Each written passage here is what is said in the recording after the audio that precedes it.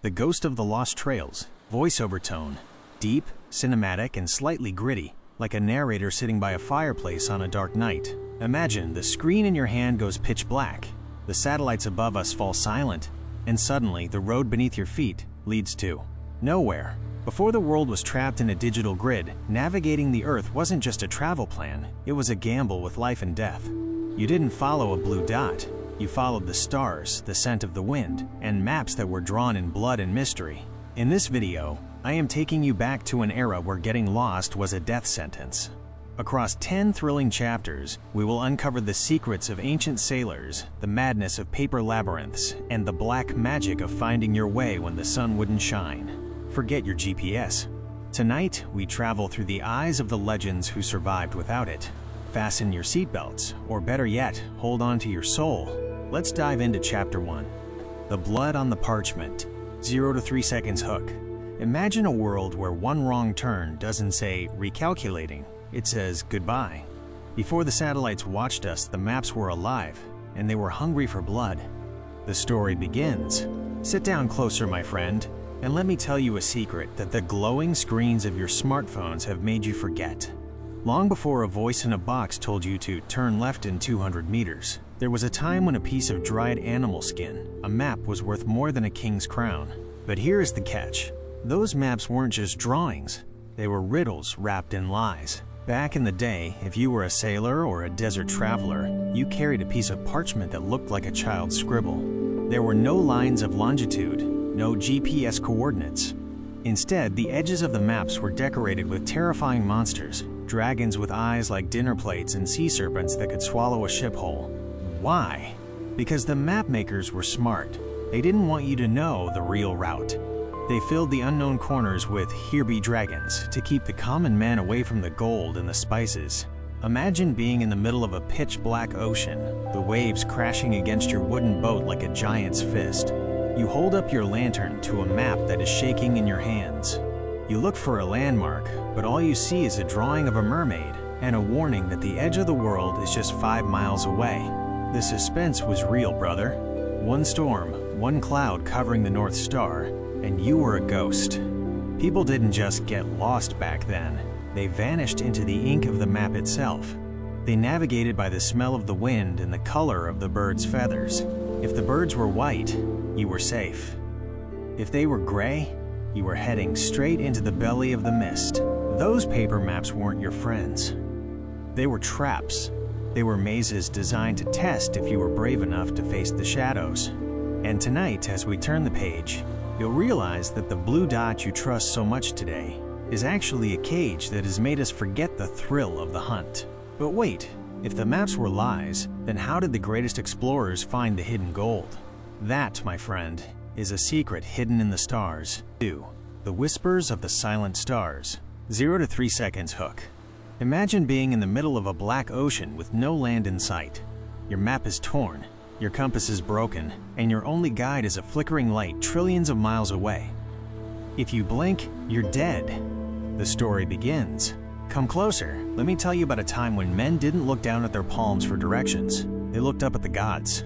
In those days, the night sky wasn't just a beautiful view, it was a giant glowing clock. But here is the masala. The stars are liars if you don't know their language.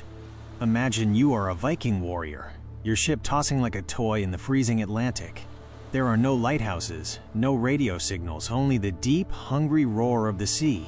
You look up, you see the North Star, Polaris. It sits there, cold and stubborn, never moving. But how do you use a tiny dot of light to cross an entire planet?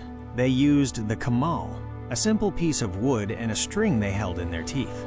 Yes, brother, their lives depended on a piece of string. They would align the wood with the horizon and the star. If the string touched their nose at the right spot, they were on the path to gold. If the string slipped, they were heading straight into a graveyard of ice. But the real mystery starts when the clouds come. Imagine the terror. The stars vanish, the moon hides its face, and you are blind. In that darkness, the sailors did something insane. They listened to the songs of the waves. They could tell where they were just by the rhythm of the water hitting the wood. The suspense was bone-chilling. One cloudy week meant you were sailing into the unknown, praying to stars you couldn't even see. These men weren't just sailors. They were magicians who could read the signature of the universe on a blank sky. They say some captains could even smell the land from 100 miles away. They didn't need a satellite in space. They had the instinct of a predator. But even the stars had a dark side. If you followed the wrong wandering star, the planets, you would end up thousands of miles off course, alone in a silent, watery desert. The stars were the first GPS, but they demanded a heavy price, your absolute focus. One mistake in your calculation, one wrong tug on that string, and the ocean would swallow your story forever. But stars and strings weren't the only tools. In the next chapter, we are going to talk about a device so strange, people thought it was fueled by dark magic. Chapter 4. The Mechanical Sorcery. 0 to 3 seconds hook. Imagine holding a brass heart in your hand that beats with the rhythm of the stars. It doesn't need batteries. It doesn't need a signal. But if it stops ticking for even a second, 1,000 men will die. The story begins. Come closer, Beta, and let me tell you about a time when the world was much larger than it is today. Back then, the ocean was a graveyard of broken dreams and shattered wood. You see, even with the stars and the maps, there was a monster that no sailor could defeat. It wasn't a kraken or a giant whale. It was longitude. For centuries, the greatest kings and the smartest scientists were failing. They could tell how far north or south they were, but east and west? That was a black hole. Thousands of sailors were crashing into rocks because they thought they were miles away from land, only to find the jagged teeth of a reef tearing through their ship in the middle of the night. The suspense was killing empires. The King of England even offered a king's ransom, millions in today's money, to anyone who could solve this mystery. They called it the Longitude Prize. Everyone thought the answer lay in the stars or some mystical magnetic island. But then came a man, a simple clockmaker named John Harrison. And here is where the masala gets thick, brother. Harrison didn't look at the sky. He looked at a ticking clock. But back then, clocks were delicate things. On a ship, with the salt air, the humidity, and the wild tossing of the waves, a normal clock would just die. It would speed up or slow down. And in the middle of the sea, if your clock is off by just 1 minute, you are 15 miles off course. 15 miles! That's the difference between a safe harbor and a watery grave. For years, Harrison worked in his dark workshop, obsessed, driven by a ghost. He built a machine made of brass and wood, the H1. It looked like a brass forest of gears and springs. People laughed at him. A clock to measure the sea? You're mad, they said. But Harrison didn't stop. He built the H2, then the H3. Each one was more beautiful and more complex than the last. He was fighting time itself. Imagine the pressure. The whole world is watching, waiting for him to fail. Finally, he built the H4. It wasn't a giant machine. It was a beautiful, large pocket watch. A mechanical masterpiece. But the scientists, the elite, they hated him. They tried to steal his ideas. They tried to sabotage his tests. The drama was higher than any Bollywood movie. They sent his son on a ship to the West Indies to test the watch. Weeks at sea, storms battering the hull, the fear of pirates, and through it all, that little brass heart kept ticking. Tick, tick, tick. When they reached land, Harrison's watch was only 5 seconds off. 5 seconds. He had conquered the ocean with a spring and a gear. But the kings and the scientists didn't want to pay. They cheated him. They made him wait until he was an old man to get his reward. Think about that, my friend. Today, your phone syncs with an atomic clock in space automatically. But once, men spent their entire lives, their youth, their eyesight, their sanity, just to make sure a tiny needle stayed on the right line. Without Harrison's mechanical sorcery, the world map would still be a blank page. We would still be lost in the fog, praying to stars that don't answer. But even with the perfect clock, there was one more thing the travelers needed. Something that would tell them what was under the water before it was too late. And that secret, well, that's a story for the next chapter. Chapter 3. Chapter 4. The Lead and the Line. 0 to 3 seconds hook. Close your eyes and imagine a wall of fog so thick you can't see your own hand. You are sailing fast, but you don't know if there is deep water ahead or a jagged rock waiting to rip your ship's belly open. The story begins. Are Beta, Suno, Long before sonar beams and digital depth finders, there was a tool so simple it felt like an insult to the mighty ocean.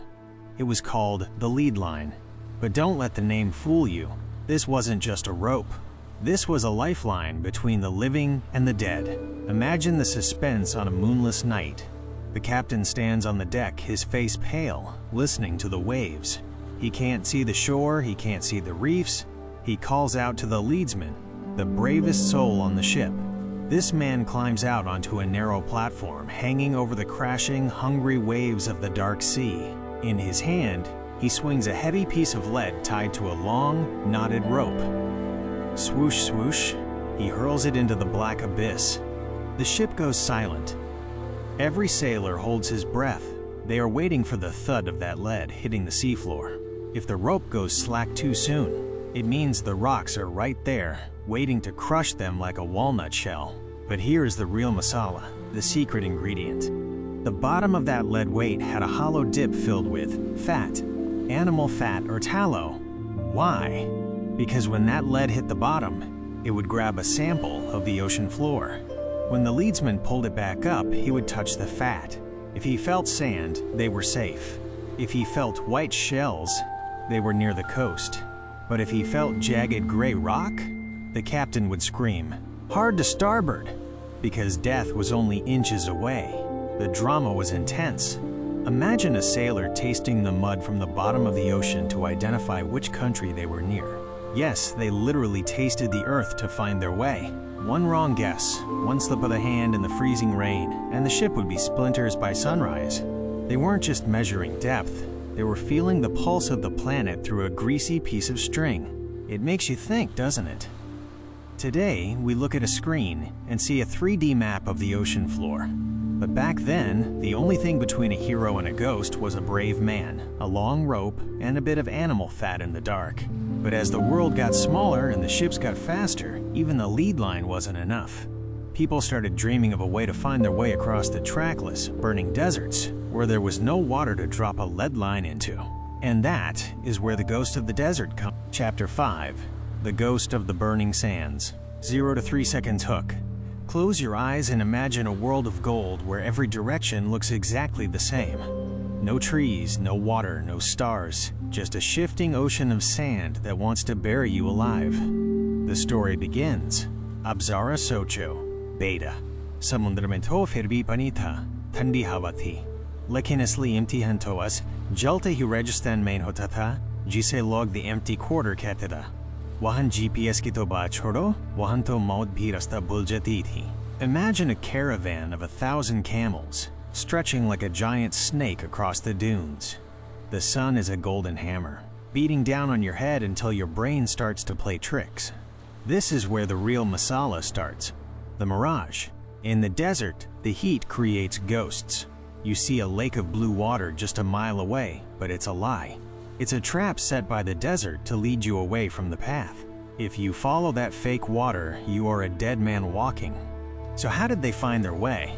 They didn't have maps, because the wind would change the mountains of sand every single night. Imagine, you sleep next to a giant dune, and when you wake up, the mountain is gone. The map is literally blowing away in the wind. The suspense was bone dry. The guide of the caravan was a man who didn't look at the ground. He looked at the shape of the ripples in the sand. He could tell which way the wind had blown 3 days ago.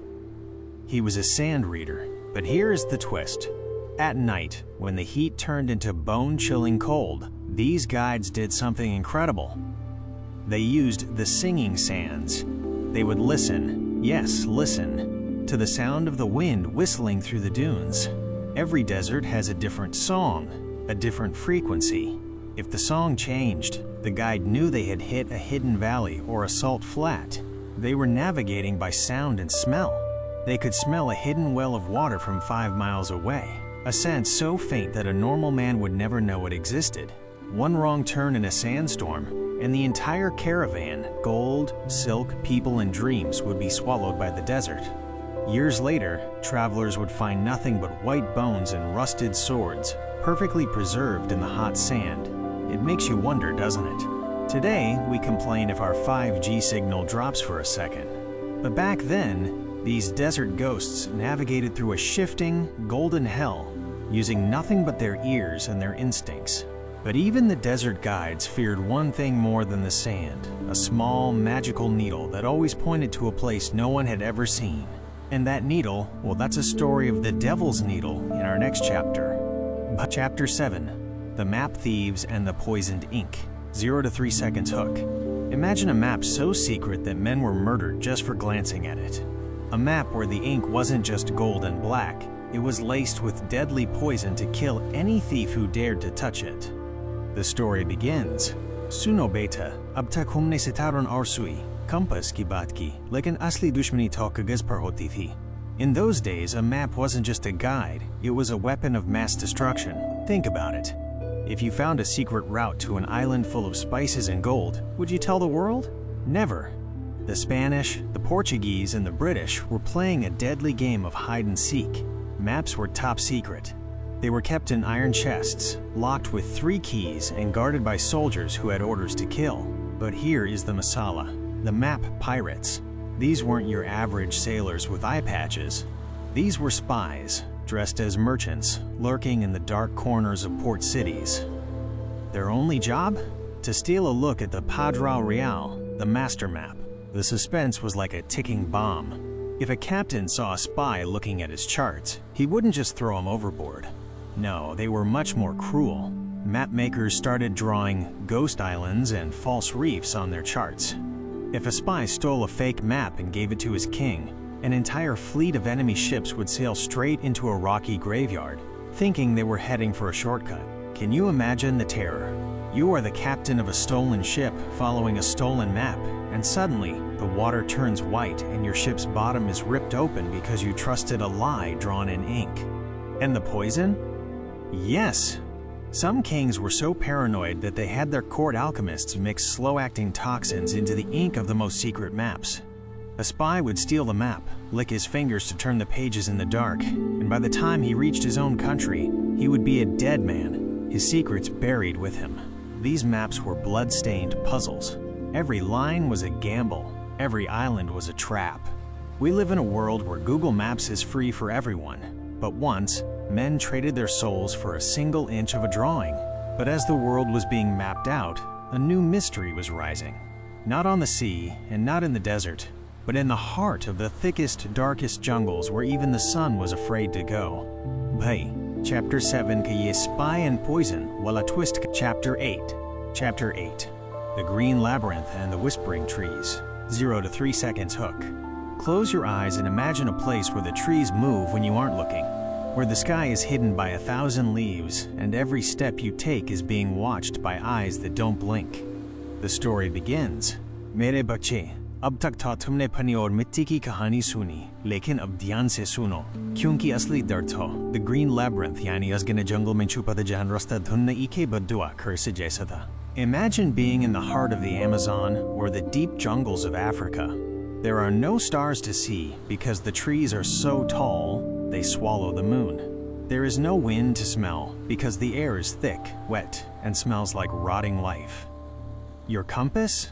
It's useless here because hidden iron rocks in the ground make the needle spin like a headless chicken. The suspense was enough to turn your hair white in a single night.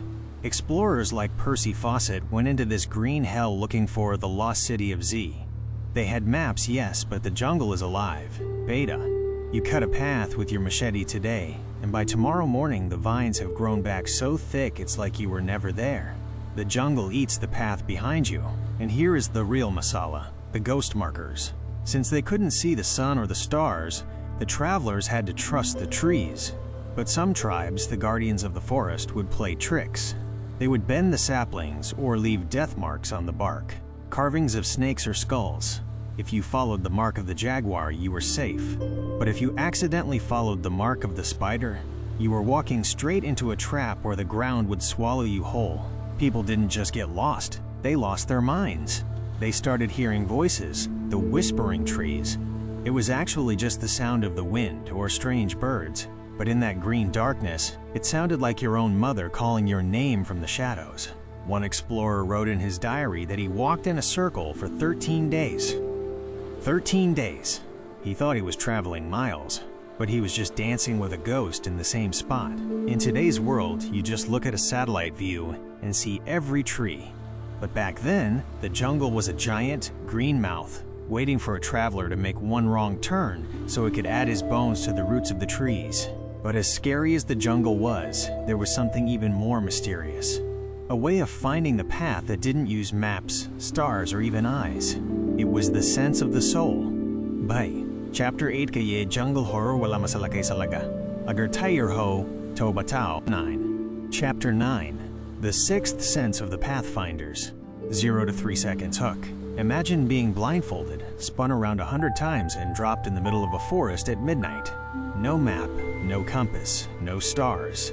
Could you find your way home, or would you just sit down and wait for the end? The story begins. मेरे लाल, अब जो मैं तुम्हें सुनाने जा रही हूँ वो किसी जादूगरी से कम नहीं लगेगा।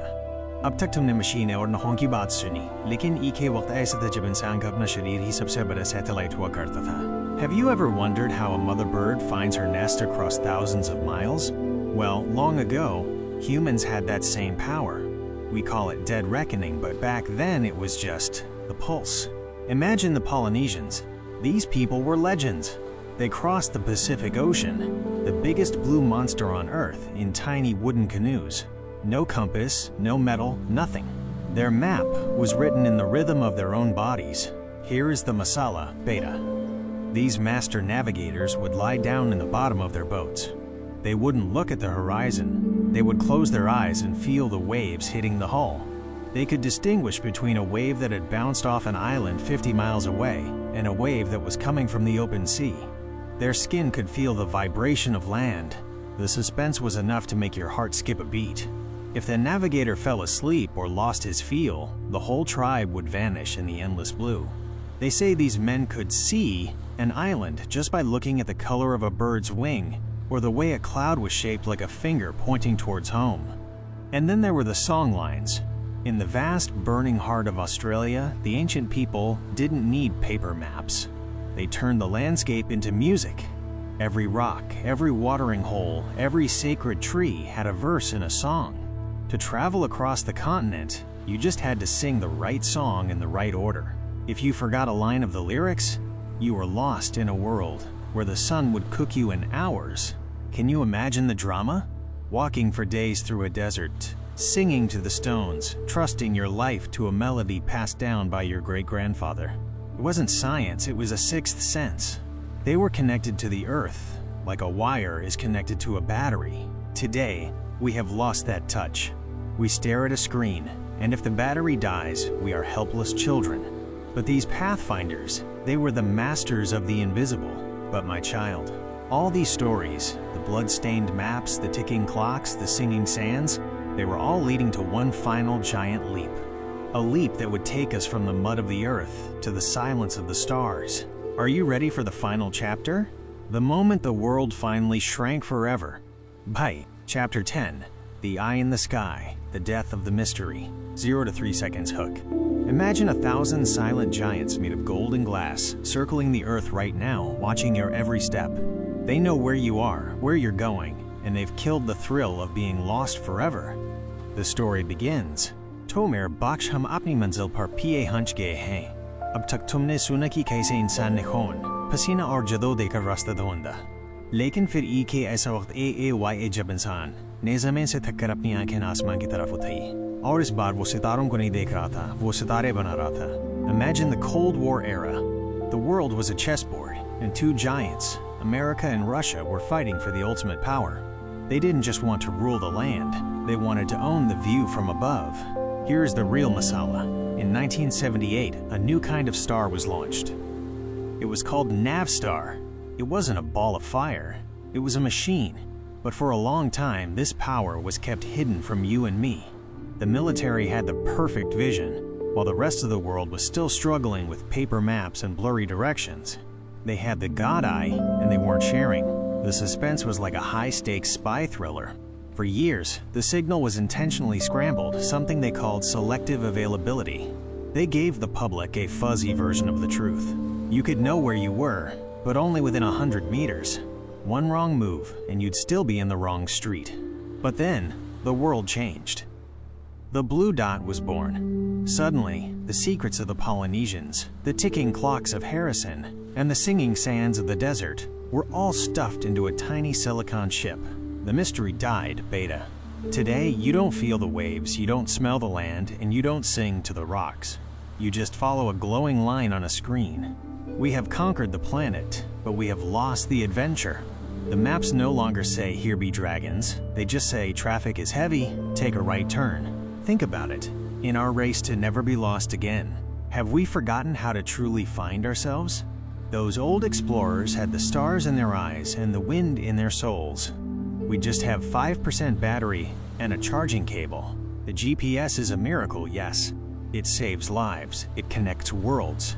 But sometimes, just sometimes, don't you wish you could throw that phone out of the window, look up at the North Star, and ask the wind for the way home? Because remember, the most beautiful places in the world are the ones that aren't on any map yet.